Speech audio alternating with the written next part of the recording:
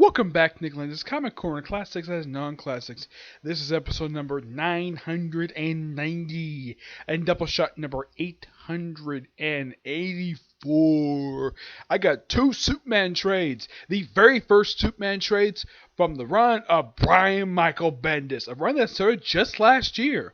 Yes, and these are the first trades that collect both of his particular books. These two are not the only two series he's basically doing. Aside from working on Superman Action Comic, he also worked on Young Justice, Cover, that's series from Jinx World. I think it was Pearl, and I think it's about 5 or 6 books he's working on. Alright, let's talk about first this particular book, Superman. This is Superman Volume 1, Unity Saga, Phantom Earth. Now, I knew what to expect when it comes to basically Superman himself. Well, when it comes to Bendis, because the guy writes stories to be very interesting. The thing basically, the whole story is this. Superman is basically missing his wife and son, who have gone off to space. They reference in here, and the other book, though. We'll talk about the other book soon. And, of course, he also have a conversation with, of all people, Martian Man. This is a well-thought conversation and such an interesting read. And I should point out, this collects the first 6 issues of the run. The issue 14 just recently came out, so yeah, this book came out roughly just last year.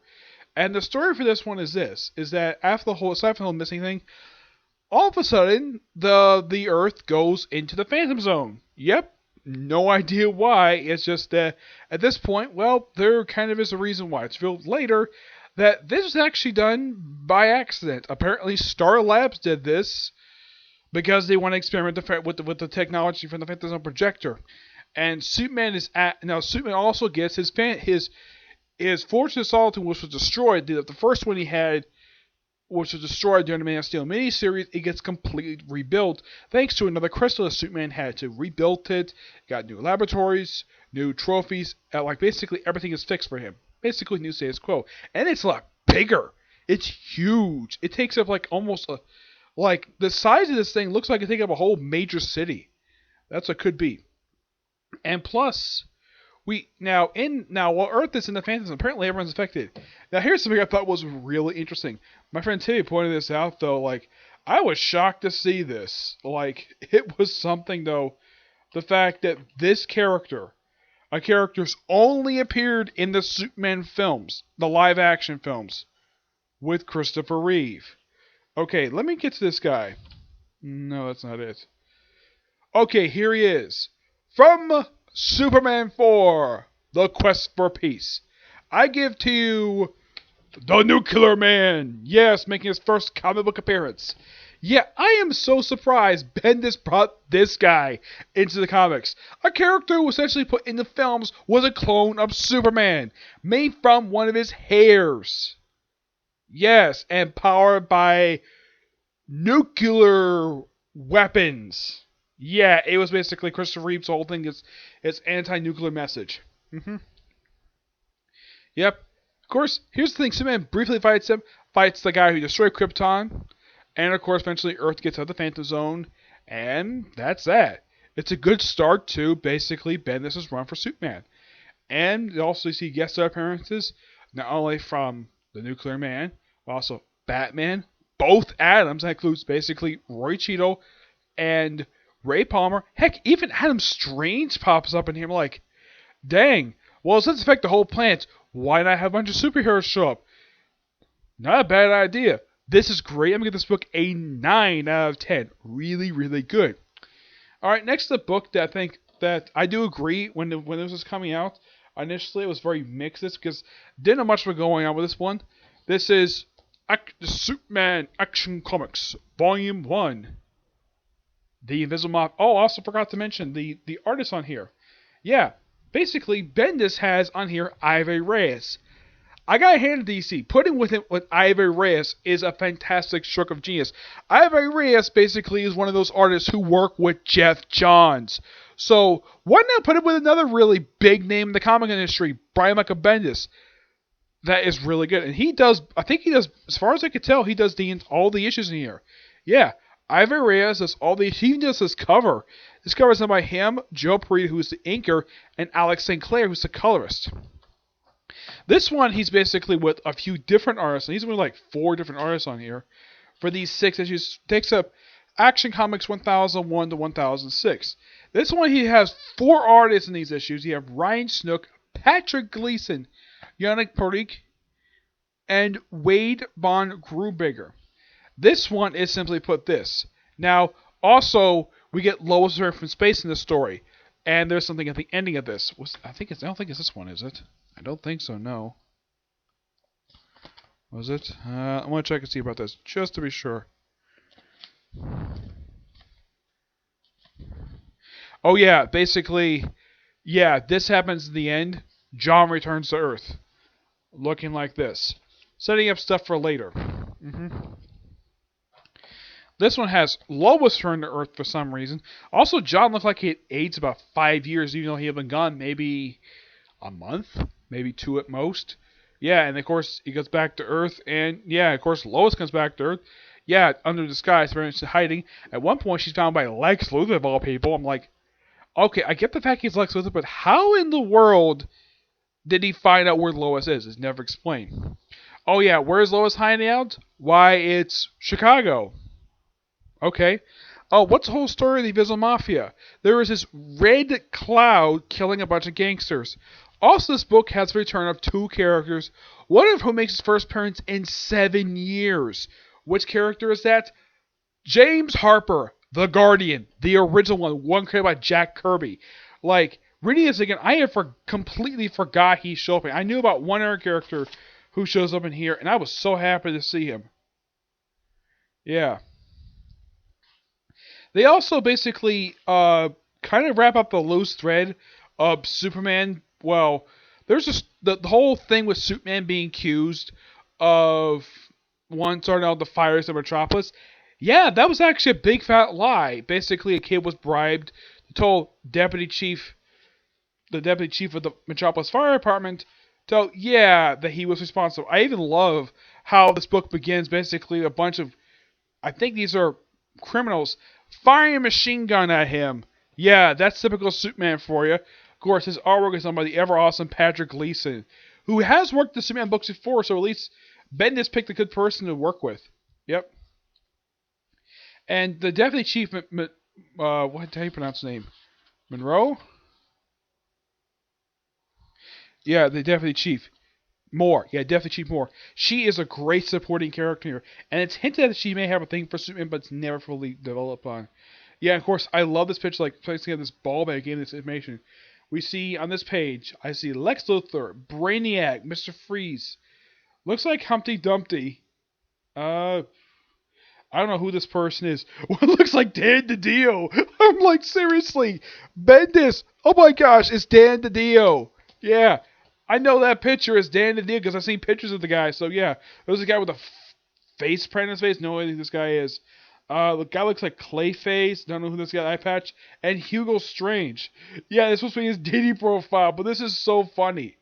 I mean, Dan DiDio, one of the co-publishers of DC Comics, the guy who practically hired Bendis, and he makes a cameo in Bendis Action Comics. Yep. They don't necessarily they don't exactly reveal who's behind it, but yeah. They basically had Superman blamed for the fire so he could get blown off the trail. Yep. And yeah.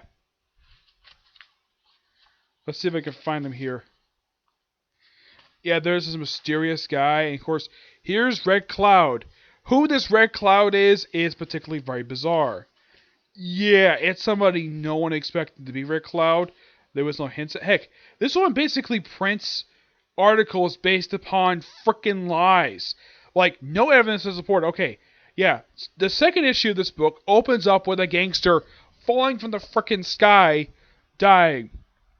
Oh, here's the thing. She blames Superman for this. Heck, Perry White calls bullcrap on this and said, yeah, this is complete bullcrap. Don't you have facts to back this up? Oh yeah, people claim, seriously, is there any evidence to support he killed this person? No, there is no evidence to support. It's like, I'm not printing it. This is stupid.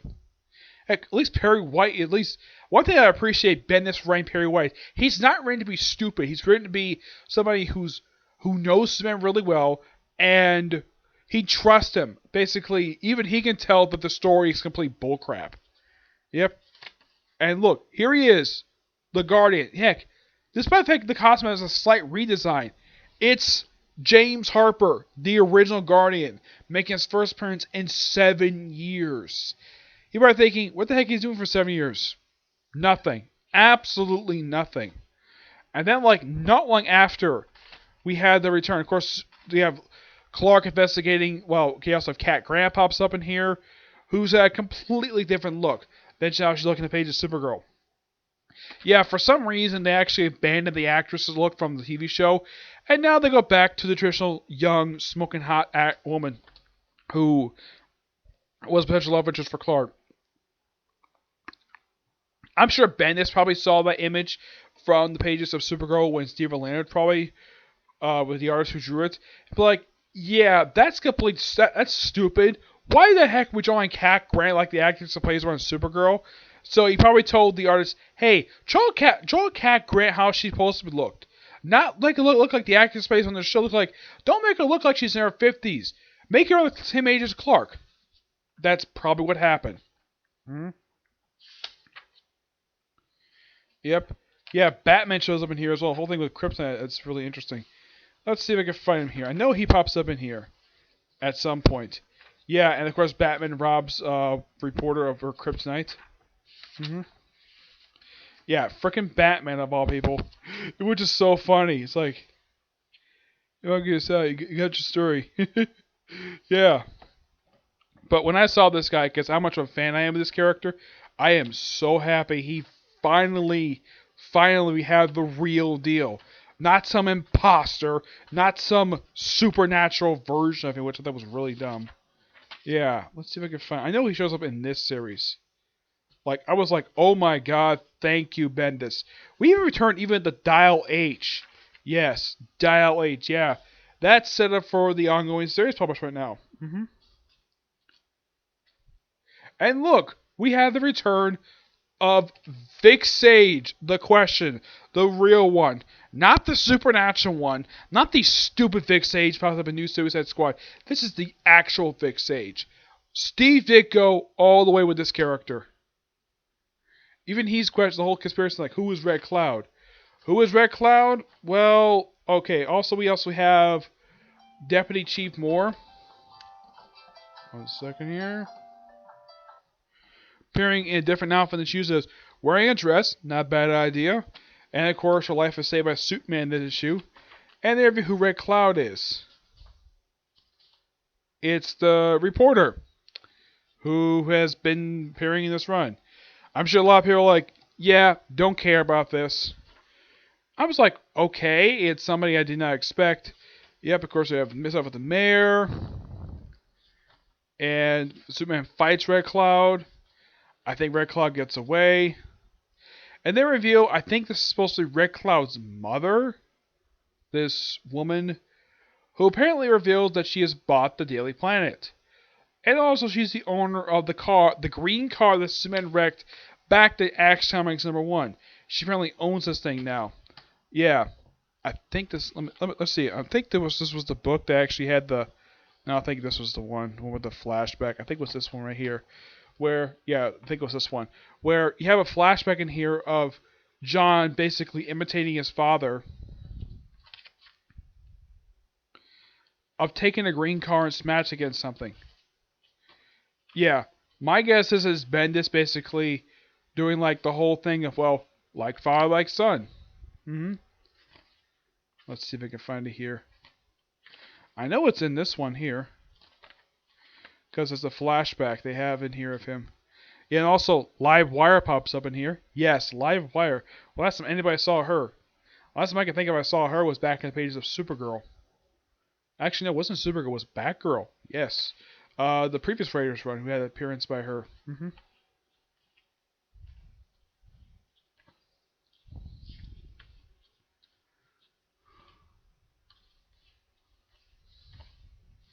I'm trying to find it here. I know it's in this book here of Bendis basically paying a nod. Here we go. Yeah, whole not fair. Look at this. John imitating his father, smashing a green car against something, though Superman is smashing against a rock. Also, Superman in this flashback is wearing his rebirth costume, not the red trunks one. Yep. So, in the case of the two of these, okay, this book I'm going to give also, and I think is like the writing in here when it comes to this.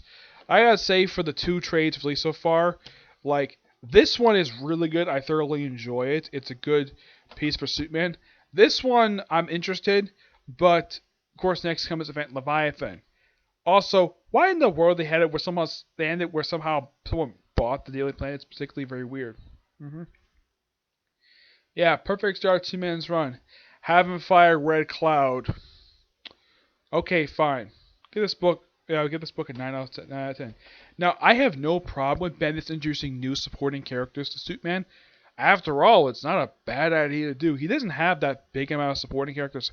Unlike Batman, who's got a lot of supporting characters in his title, Superman doesn't have a lot. I mean, aside from Lois, Perry, Jimmy, the sports reporter, and Lex, that's basically it.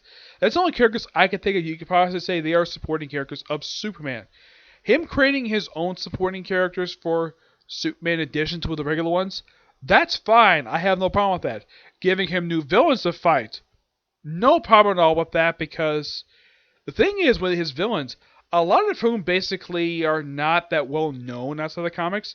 I mean, when you think of Superman villains, what villains do you think of? You think of Lex Luthor, Darkseid, Brainiac, Metallo. Let's see, I'm trying to think who else was it the people to think of. Toyman, yes, he's another one basically is a well-known one. The Parasite, yes, the Parasite. Mixoplex, though he's never going to antagonist him, just because he's an annoyance. I'm trying to think who are basically our enemies of Superman and they're known as the comics. On top of my head, possibly Morgan Edge, and that's it. So, giving new villains to Superman, because his rogues gallery is a bit underrated. Not a lot of people know about his villains. I mean, yes, there's Livewire, who is somebody they created for the Superman animated series, who has since been a regular fixture in DC Comics since the early 2000s, kind of like Harley Quinn. Yes, they made a debut around the same period of time. Yep. Oh yeah, and Livewire is on. She appeared for several episodes of Supergirl. Yep. But it's great though the fact that Bendis in this book brought back the Guardian and the Real Question. In here, you have John Kent make a return, and you have Adam Strange as Superman. When was the last time we saw Adam Strange pop up in a Superman book? I mean, it's been a long time. I mean, last time I can think of course, I wasn't reading time when they came out, but last time I could think of possibly popping up in a Superman book was back in the new Krypton stuff. That was less than I can think of Adam Strange has popped up in a Superman book, because generally he's been like off in space. But this version of Adam Strange, who popped up in this book right here, is the post Flashpoint version that Jeff Lemire brought in with his new look. Not the original look he had since the 50s. This is the new look. Yeah, that particular Adam Strange, who's been written really well over the years. Yeah, the past few years he's been around, but yeah, fantastic stuff. Like, I gotta say, the writing, some of the story, the character development stuff is really interesting. But I do agree, of the two books, this one has more interesting story to tell than this does. But it does lay the groundwork for another story, which is Event Leviathan, which I'm looking forward to when that trade comes out. Also, for some strange reason, I have no idea why DC did this for. Apparently, new trades or hardcover are now $24.99. I have no idea why. It's particularly very bizarre. Heck, the first trade that collects the current volume of Green Lantern is also the same damn price. Which I'm thinking though, why the heck are you charging more for hardcovers than you do for paperbacks? That honestly makes no sense. Supergirl, I think, costs like $16.99, but yeah, it's something they're charging more for this. I mean, I kind of get the reason why. It's hardcover, basically, but it costs more. And plus, it's Bendis. What you gonna do? For a book that contains 6 issues, why the heck would you charge $25 for it? That's the only negative I have about these trades. Yep, so yeah, that's it for this particular review. I know this one's a little bit longer than usual, but yeah, a lot of talk when it comes to the two Superman trades. Yep, so my next review, newest chapter of My Hero Academia. Okay? But to this next review, bye.